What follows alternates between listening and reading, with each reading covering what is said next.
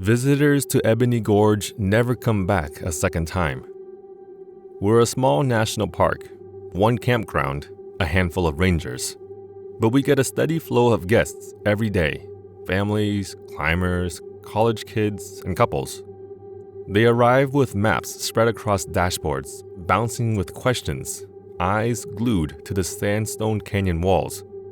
When they leave at dusk, they're tired but content, full of promises to return next year. They never do. They don't post photos on Instagram. They don't leave reviews or call about reservations. Ebony Gorge doesn't exist online. There's no mention in the National Park Service directory, no ratings on all trails, and yet visitors keep finding us. So here's the question that keeps me awake at night. If we don't exist to the outside world, how did they find us in the first place? I'm Alvin, and this is Common Ground Horror. After my encounter with the Whitechapel, a near-death experience I barely survived, I thought things might change with Lenore, the veteran ranger who'd helped me, that we might be friends now. I was wrong. Lenore was still Lenore, brooding, scowling, ignoring my existence. But the day after we returned from our trip, the chief called me into her office. "You're up for rotation next," Winona said. Rotation? The Doors, Saturday night, next quarter moon. I'd screwed up my first rotation, locked them on the wrong night, and nearly caused disaster. If Winona was putting me back in, that meant she wasn't planning to fire me. I suspected Lenore had something to do with that. Things settled into a rhythm. I worked the permit desk, cleaned overgrown trails, trained visitors on mountain lion safety. When my shift came to lock the doors, I completed my rounds without incident. Even the veteran rangers stopped disappearing so often. But the longer I worked at Ebony, the more I noticed the park's quirks. Weeds would resurrect overnight, sometimes Mexican pesos or Chinese yuan, but more often coins I couldn't identify, scribbled with symbols I couldn't find matches for online. Fake trails would sprout on the park map. Hangman's Arch?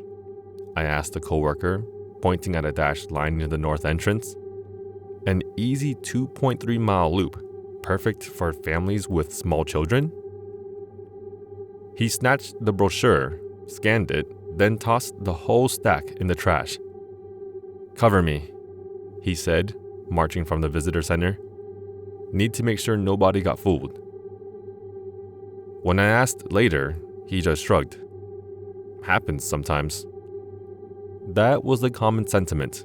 The other rangers noticed these things, but they didn't seem to care.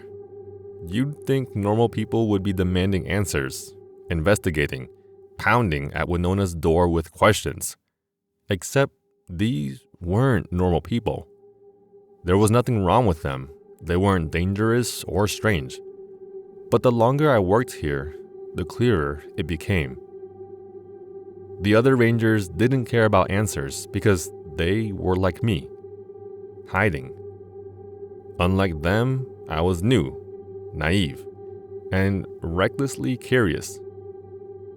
"I already know you're gonna tell me no," I said to Winona as we locked up the permit office. "But I'm going to ask about the park." "No." "Cool, now that's out of the way."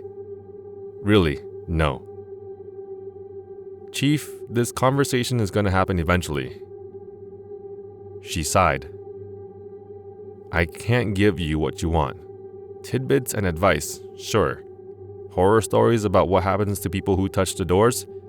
You're annoying enough, I'm sure you could draw those out of me. But you want the why behind it all. That I can't give you." "You must have some theories." "Sure, but those are mine. My best advice? Keep yourself distracted."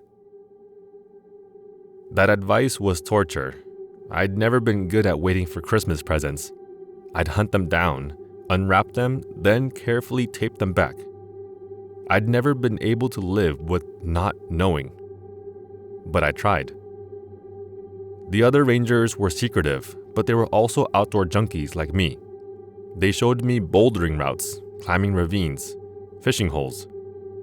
One ranger in particular, Heather, seemed especially willing to show me around, which made more sense on our first solo outing when she pushed me against a slot canyon wall and started kissing my neck.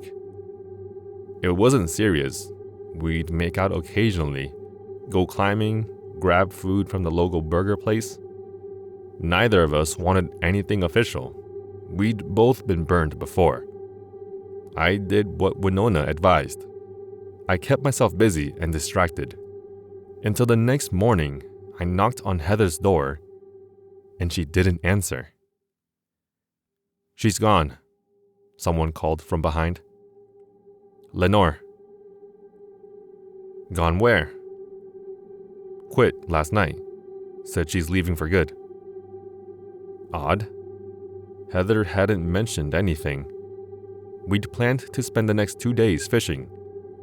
Now she was just gone. A small part of me was relieved. Where was the risk in getting too attached when you'd never see them again? But her leaving meant I had 2 days off with no plans. So I did what Winona told me not to. I got bored. Kurtville was the town just outside Ebony Gorge. Strange as the canyon was, the town seemed typical. Themed motels, eateries, museums, a well-kept main street that slowly gave way to rundown trailer parks and sagebrush. The townspeople refused to visit the park entirely. They were safe, tight-knit, perfectly removed from Ebony's dangers. In other words, they were lying. I visited the local history museum, hoping to learn about the park's founding. The white chapel I'd encountered had been pioneer-era architecture. Ebony had other remnants, a school, a barn, an orchard, but nothing explaining their history. I figured Kurtville would have answers. I was wrong. The Kurtville Pioneer Courthouse looked like a museum should. Displays, old tools, hand-stitched boots, a reconstructed wagon from the 1800s. It all looked correct until you actually read the plaques. They were hollow, meaningless, like AI-generated slop at the end of a long explanation. It feels intelligent, but there's nothing there. Phrases like grueling frontier life and Western expansion and interpretive historical preservation movement. No clear dates, no founding of Kurtville, no recounting of pioneers or native tribes or Ebony Gorge. Nothing. I ended my search at a pizza parlor, thoroughly frustrated. That's when I heard it. "Are you enjoying your time in Kurtville?" the cashier asked a bearded man. "Absolutely. Getting ready to head into the park this afternoon." "I've heard it's beautiful this time of year." "It is. I came this month last year. Couldn't believe how much green there was." The cashier sucked in a breath. So did I. This man was claiming he was back for a second time. I'd never heard of that happening. I waited for him to sit down so I could talk to him. Instead, he took his pizza and walked out a side door. By the time I followed, he was gone. The next day, I visited 2 more museums. Same meaningless artifacts, same lack of actual history. I ended up back at the ticket desk, frustrated and buzzing with impulsive energy. "Do you know anything about the early pioneers here?" I asked the older lady manning the desk. Specifically, why they came? She handed me a brochure without looking up. "I've read that. It doesn't say anything." "Read the signs." "I've read everything. None of it says anything helpful." I leaned across the counter. "This entire museum is garbage, and you know it." She looked up, frowning. Most people are more interested in seeing bonnets than paying for a history lesson. I advise you to feel the same. Before I could respond, the door jingled. A man walked in. The bearded man. My stomach flipped. I followed him into the maze of displays. Hey! I caught up near arrowheads. This might sound odd, but I heard you say you were heading into Ebony yesterday. Did you go? He smiled warmly. Planning to visit yourself? Something like that. Weather was nice? His smile faltered. His eyes went unfocused. I didn't end up making it. Ended up busy. Thought today would work better. And yet, here he was, outside the park, at a museum in Kurtville. His expression was glazed, like he'd stand there for hours if I didn't snap my fingers. Care for a ride? I asked. I'm a ranger. I could give you a personal tour. He hesitated. Something flashed across his face. Fear? Then his jaw set. Why not? Wouldn't make sense to come all this way and not make it to the park. As we drove, I led the conversation. Where was he from? What did he do? He was happy to talk about family and hobbies, but when we approached topics about the park, his neck tensed. His words slowed, jumbled, like thoughts forcing through a strainer. How did you find out about the park last year? His eyebrows knit. Just thought it would be a good idea. Why didn't you go yesterday? I got tired. The closer we got to the park, the more agitated he grew.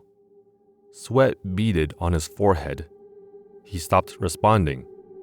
His eyes darted around the car without seeing. He tapped his fingers on the dashboard faster and faster. No, he muttered. Not today. Tomorrow. Another day. He started scratching his arm. It's all right, I said. You're safe. The welcome sign came into view. No, he whimpered. No, please. We're almost there. I should have stopped. Should have listened to his moaning and turned around. Instead, I stepped on the gas. The man howled. He clutched his head and shrieked. I slammed the brakes. We skidded to a stop meters from the entrance. He rocked back and forth. It's okay. Blood streamed from his eyes. It streaked down his cheeks and bloomed across his shirt. His pupils were fully dilated. The veins in his neck and forearms pulsed black. I won't. Don't make me. Can't. He fumbled with the door and threw himself from the car. Wait!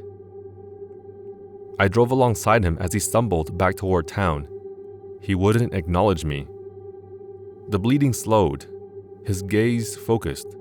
His walk became steady. Without the blood, he looked like a pedestrian on a pleasant hike. But he wouldn't respond when I begged him to get in. For over 2 hours, I trailed him at a crawl with hazard lights flashing. We reached a motel at the edge of town.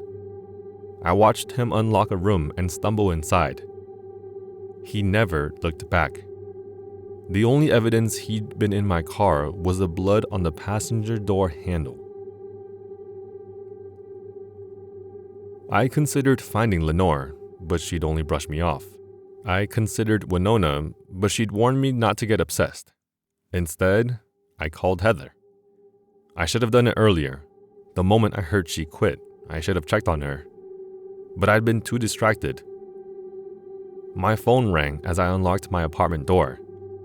I walked inside and... ringing. I lowered my phone. The chimes were still audible. I reached into a gap on the couch. My fingers closed around something rectangular and buzzing. My own name stared up at me on the caller ID. And a thought struck me, distant and clinical.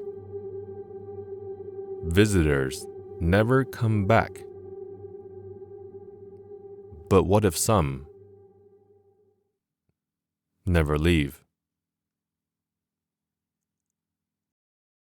If you've lived through a nightmare you can't explain, I want to hear it.